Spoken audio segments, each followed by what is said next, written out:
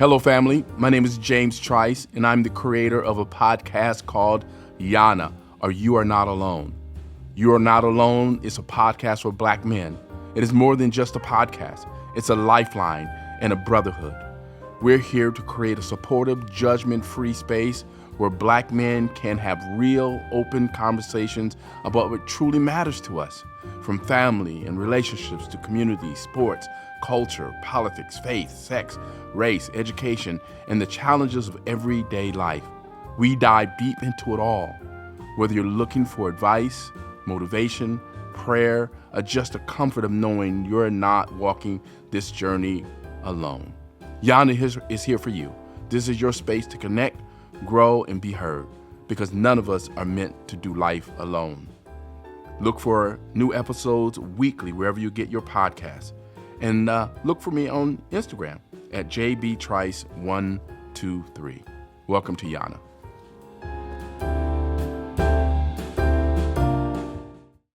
Grace and peace, everyone. This is James Trice again with YANA. You Are Not Alone, a space for Black men to talk, to be heard, to express ourselves on issues that are important to us, to really realize that we don't walk this journey of life alone, because none of us are meant to do life alone. So welcome again to YANA. You Are Not Alone, a space for Black men. And today's guest, we have Marquise Bowie. And I want to welcome my brother here to the show. Thank you for joining us, brother Marquise. And I see your book there. I want to definitely going to get into your book that you just released. Again, Marquise, I'm sorry. Say a little bit about yourself and what you want the audience to know about you. Well, thank you for having me, Brother James. Marquise Bowie, born and raised in Minneapolis, Minnesota, to Lynn Bowie and Marcus Mitchell, a father of two, grandfather of one, Markayla, my grandbaby, husband of Treva Bowie, child of the Most High, man, and just a man that is transforming street energy into community energy and trying to put the neighbor into the neighborhood and be what I needed at a young age as, a grown Black man. Right. So talk a little bit about that. You said trying to change street energy into, what did you say? Repeat that again. Community energy. Community energy. Talk about that. Transforming street energy. What does that mean? What does that mean? So me being a neglected child, man, that, turned to drugs and gangs and end up going to prison, just not having a father figure in my life, man. I try to take that energy that I had towards the streets and towards negativity and put it towards positivity and just be what I needed on a consistent basis in the neighborhood so youngsters can see somebody that may have went through what they went through and is really changing the narrative, man, and being that positive Black hardworking man that I know I can be. Okay. What work are you doing on the street specifically to help change the lives of other Black youth, period, just other Black people as a Black man? So we do a lot of work with the Agape movement in George Floyd Square, and we were the public safety advocates in the absence of the police after the murder of George Floyd. I also do a creative writing healing circle every other Tuesday in the George Floyd Square to help people unpack trauma and clutter your minds. By day, I'm a security monitor at Roosevelt High School. I'm also a girls flag football coach. I do some ice cream socials at the Tiny Diner every Monday of August, and just connecting with young folk that need somebody to look up to. Wow, that's a lot of work, man. What made you want to do that after getting out of prison, right? You did your time. What made you say, "Look, I need to do something different. I need to change the narrative. Not just the narrative. I need to change the way things are, and I need to make sure that young people don't go the direction I went in." Well, the process took place in federal prison, man. When I was sitting there after I was sentenced to 175 months in federal prison in 2007, and I just wanted to come back to my community free of drugs and alcohol And I just went to all the parks that I grew up at, from Martin Luther King Park to Phelps to Central, to Potterhorn, and really be of some service. And I remember Cynthia that works with the NAACP. She was working at Central, and she allowed me to come into the park, and I just wanted to clean up and do something just to get in the building. I would also go to Sabathany and look for resources and things of that nature, trying to tie myself into something from the community that I knew was there that I didn't take advantage of when I was growing up. Wow. So what your history and what you're trying to do, what do you think is the biggest challenge facing black males, black young men, and just men, period? What is the biggest challenge you think we face today? We don't really get the support that everybody else gets, and we don't have these healing spaces as everybody else gets, and we're not allowed to be make mistakes. Uh, And just, most people think the system is broke, but I think the system is working exactly how it was designed. It was to keep black men out of certain spaces.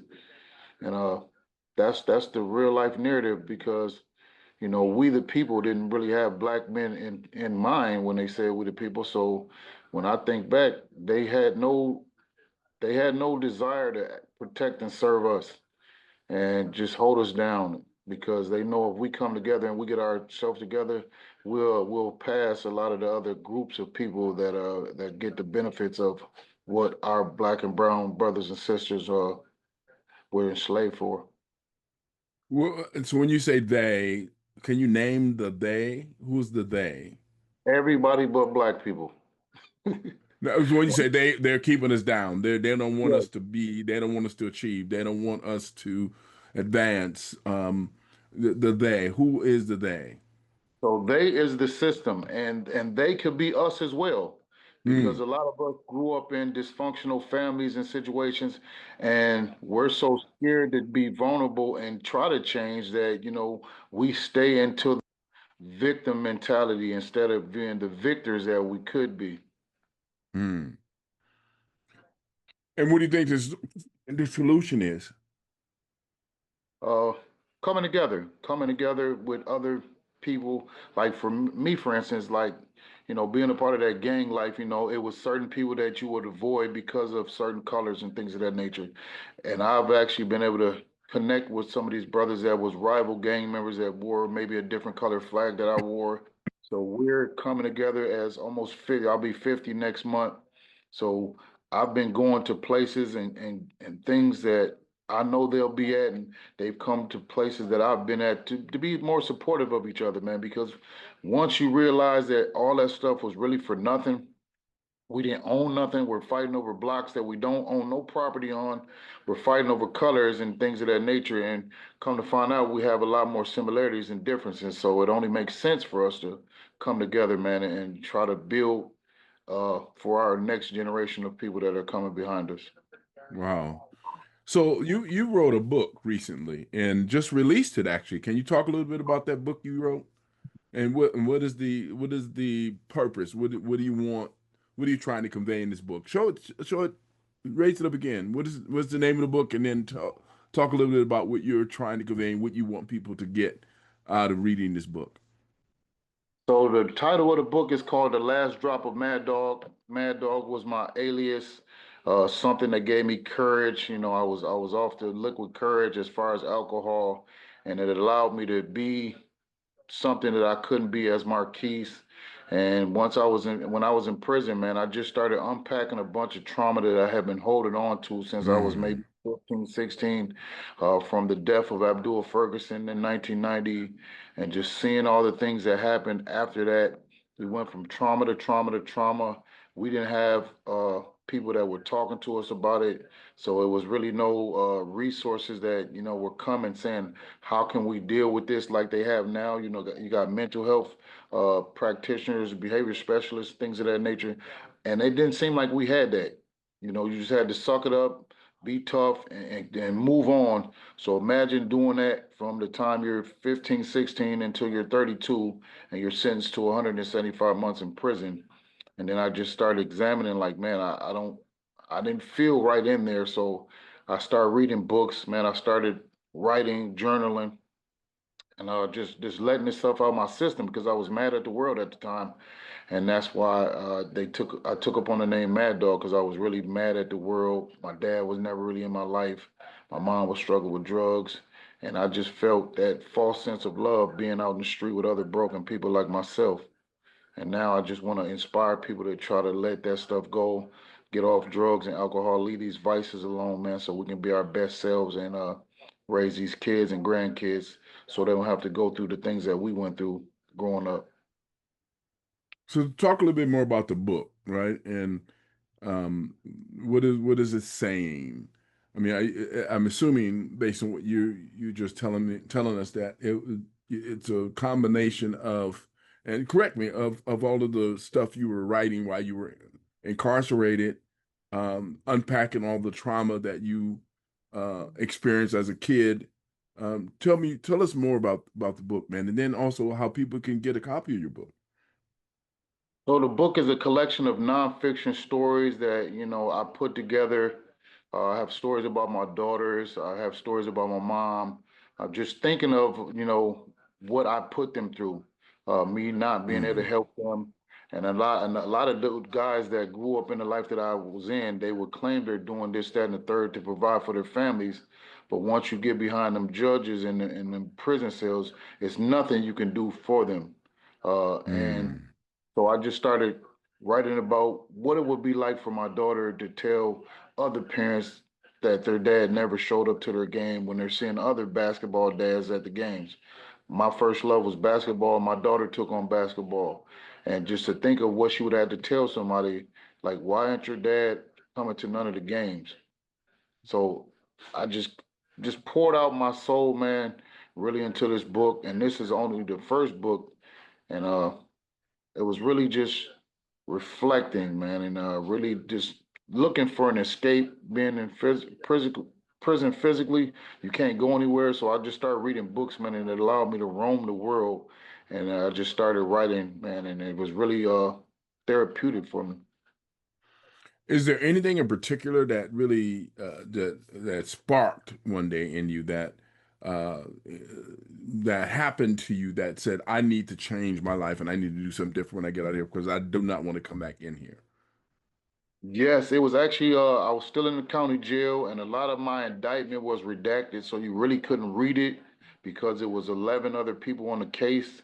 And just being in the unknown, the federal government is a thing that they say once they get you, you're got. And I remember my grandma died in 2008 and she was a member of Macedonian, and this is my dad's mom, and I had always used to go looking for my dad at her house, and she had always tried to get me to go to church, which was like a block or two away from where I was living at on 36 and First.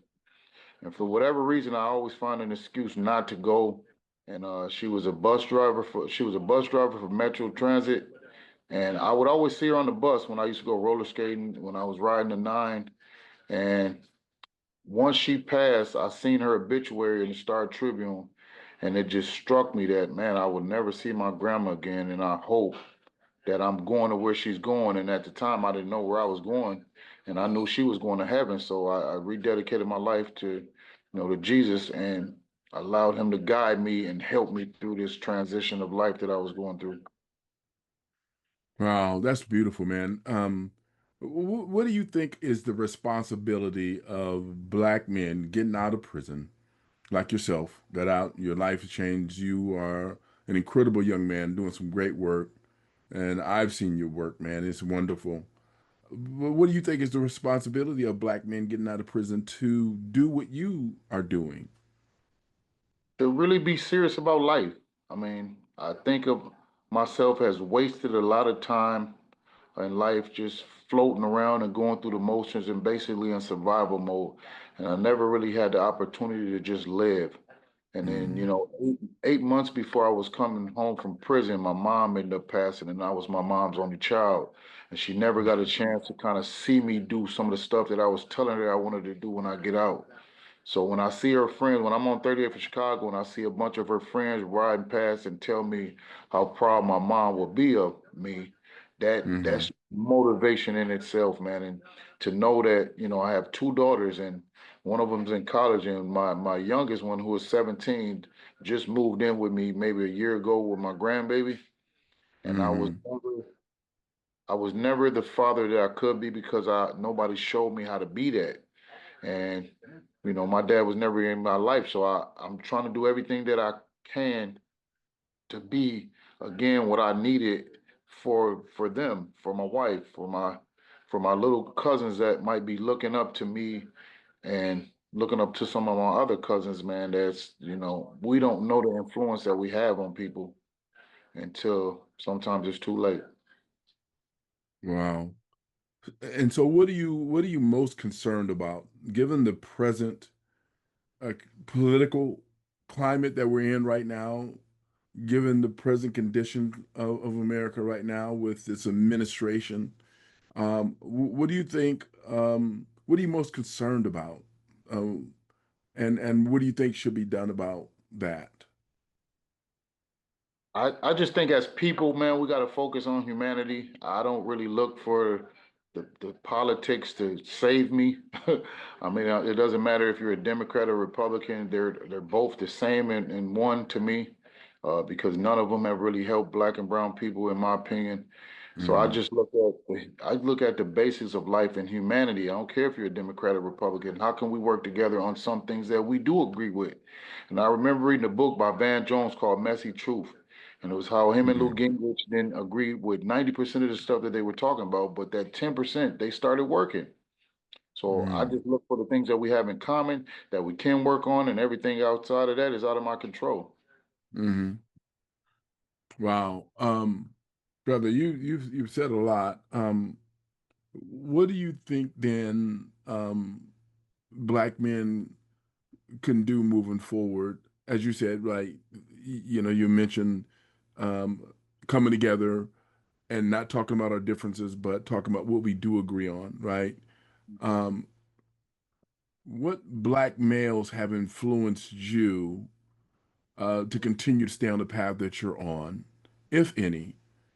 Mhm. Um, and how has that impacted your life? Meaning, how have they influenced you, and then how has that kept you on the path that you're on? I would say a couple, specifically Johnny Turnipseed, and may he rest in Mm, peace. Steve yes, Floyd, Spike Moss, brothers like yourself, James, Reggie Ferguson, uh, Bobby Joe Champion, and there's people that I've saw growing up, man. Corey Bird will be one of them, and yes, I'm trying to put myself in that so youngsters down the line will be able to look at me and be like I was an influence in their life, and I just love us as people, man, and I know that we're capable of doing more than what we've done and showing people what we're about. We're kings and queens, man, and we haven't lived up to that, so. I take pride wow, in knowing that I'm doing the right thing, and my kids, my family, my community, people look to me for some type of influence and calm because the world is going mad, man, and you need to see people that are not getting distracted by the storms of life, and knowing that God is going to carry us through because He will not let us go through things that we're not equipped for. He put everything in us, and we just have to execute it and put it into play. wow. So what do you think is the most rewarding thing about being a black man? Man, just being the fact that everybody wants to be like us, the influence that we have all over the world. People might not like who we are, but people love Mm, everything about us from our culture, our music, mm. our style, our talk, our slang, and we are the true kings of the world. What intrigues you most uh, about we as black people? What intrigues you most about us and our resilience and us being, like you said, kings and rulers and all of the adjectives that you so eloquently laid out? What intrigues you most about all of those? aspects, You, all of those. you already said it. Our resilience, man. That we are so resilient when you think of all the things that we've been through for hundreds of years, man, and we're still fighting. We're still, keeping going, keep on keeping it Hmm. on, Hmm. because we don't have other options as some people have might have, man. And just think we've done the most with the least. We know how to turn chitlins into a delicacy. We know how to turn Right. a tragedy into a triumph. Mm. Chillings into a delicacy. You're absolutely right about that, man. People enjoy Work. them a lot. I've never had Yeah, it myself, but I know that's what we're capable of, turning the worst thing into right. the best thing. Yeah, I mean, my mom made them when we were growing up, and every Christmas, Thanksgiving, we had them, and so I'm familiar with chitlins. And I actually, when I was a kid, I loved them. Really? I don't eat them anymore, but when I was a kid, I loved them. Put some hot sauce on them, and it's pretty Oh, good. So I I just could got do it. just to say that my mom was a great cook, and she laid it out for us, and they were good. I just got to say. Like I Yeah. said, I don't eat them anymore, but they were wonderful.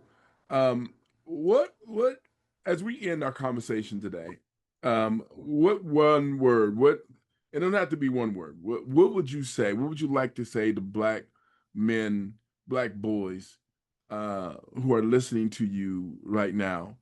What would you like to say to them? And then, what is a favorite quote or a book or a phrase or something a song, right, that has motivated you, that keeps you motivated? So those two questions. I would say, you are not your circumstances, and this too shall pass.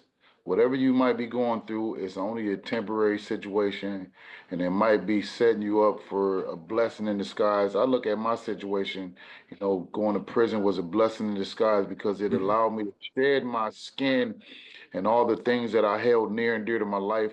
I was able to let them go and leave them in prison, and that's what the last drop of Mad Dog was all about. And it's, yeah, just letting that go, leaving him in there and coming out as Marquise. So I say I went in as a caterpillar and came out as a butterfly. Some would say a moth, but hey, I came out as a whole different person. It's that metamorphosis that we can be once we let go of old things and open our hands to receive new things, and just walking in the unknown. And then, what is a favorite quote or there's a book or a song that inspires you? I would say a song "Never Would Have Made It" by Marvin Sapp. Never Hmm. would have made it. That's a good song to, that inspires me. And I listen to stuff like that, man, and just know that I don't look like what I've been through, man. And I actually get another chance to do something. It's a lot of people that I know and that grew up with that don't get this second chance that I'm getting on life, and I don't take it for granted. So I'm just thankful and grateful for everything I've went through because it helped shape me to be the man who I am and becoming. Wow. Never Would Have Made It by Marvin Sapp. That is a wonderful song. Uh, I said that was my last question, but I just have to ask you one more. Though Yes, we end sir. here, we got a few more. I just want to ask you one more question. So, to men who've been through what you're going through, or even going through, men who are in prison right now, who even may be listening to this, right, to this podcast, they're in prison right now and they're Mhm. trying to determine what their life is going to be getting out. Some of them may be getting out in a few years. Some of them may be getting out like tomorrow, next week, or whatever. Um, what would you say to them? Because you've been there, you've been in the system before, you're out of it. And so, those who are there right now, who are getting ready to get out, or may have a long time, still have more time on their record. I mean, on their sentence. What would you say to them right now, those who are listening? I would say just breathe. I mean, no matter where you are, man, do the best you can with whatever you have and trust and believe that God is gonna get you through whatever situation. He doesn't always take us out of the situation, but he actually does the transforming while we're in the situation. And sometimes storms come and they reveal some stuff. They get some stuff out the way. And you just gotta continue to trust and believe that you're here for a reason. The fact that you're still alive means something because some people didn't make it this far, and just keep on pushing. Put your best foot forward. Wow. Thank you, brother. We'll end with Thank you. that. That is so wonderful. Thank you so much, brother Marquise, for joining us on today's show. And yes, thank you. Name your book again and hold it up just a little bit higher so people can see. Yes, there you go. The Last Drop of Mad Dog, 3030 by Marquise Bowie. And where can they get the book again? So they can get it on Amazon, or they can, get it from me. I'm usually on 38th in Chicago, man, just hanging out in the neighborhood, man, being one of those de-escalating people, man, to talk to the visitors that are coming to pay respects to George Floyd. So I just, had these conversations. Yeah, you can get it on Amazon, or you can look me up. All social handles, Marquise Bowie or Brother Bowie, and yeah, let's connect. Well, thank you so much, brother, for joining us. And we got to have you come back soon. So again, thank you again, Marquise Bowie, for joining this version of YANA, or this episode of YANA. And thank you, gentlemen, ladies who are listening. Thank you. You've been listening to YANA. You are not alone, a space for Black men. And remember to go on YouTube and type in YANA, YANA, all caps, James Trice. Like, follow, and subscribe. Get others to do so. Also, you can catch episodes of YANA on Spotify and Apple Podcasts. You can catch audio versions of that. So please go in and like and subscribe and follow me on those podcasts. Thank you so much. Grace and peace to everyone. And remember, until next time, we're never meant to do life alone. Grace and peace. Thank you, Brother James. YANA is here for you. This is your space to connect, grow, and be heard, because none of us are meant to do life alone.